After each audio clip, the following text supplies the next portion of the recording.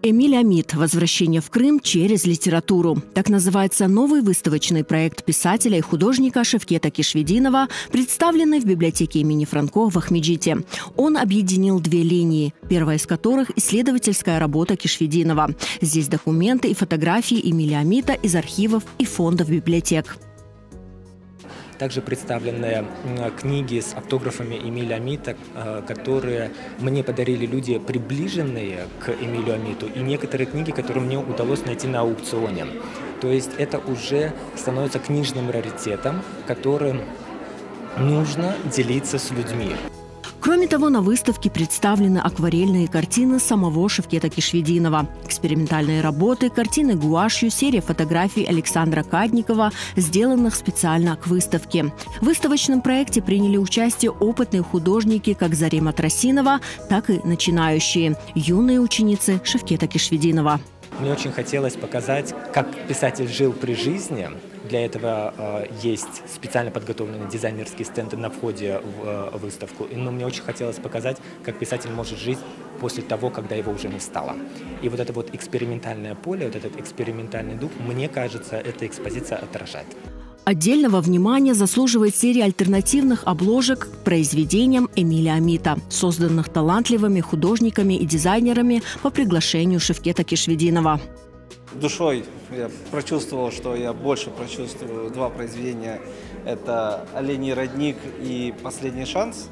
Если рассматривать, например, работу «Последний шанс», произведение описывает оккупационный период. Я постарался передать ту глубину печали и мрака, который присутствовала в Крыму.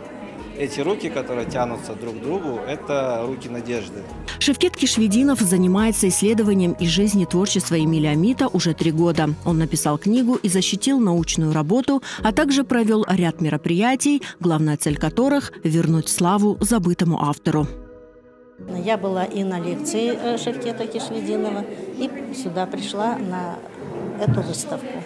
Я очень горжусь, что среди крымских татарских писателей есть такой Эмиль Амит, и родственником которого я являюсь. И все его произведения я прочитала, и очень много поучительного в его произведениях для нашей современной молодежи.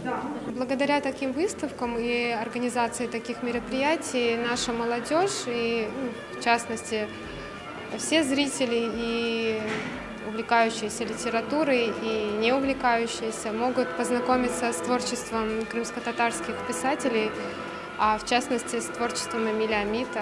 Я считаю, это благое дело. 11 февраля я побывала на мероприятии, которое проводил Шевкет Кишвединов, посвященное Эмилю Амиту. Предварительно познакомилась с одной из повестей «Бархатный сезон». Она произвела на меня впечатление, очень интересное, и даже сопоставила с творчеством русских писателей, некоторых, да и в принципе и мировых.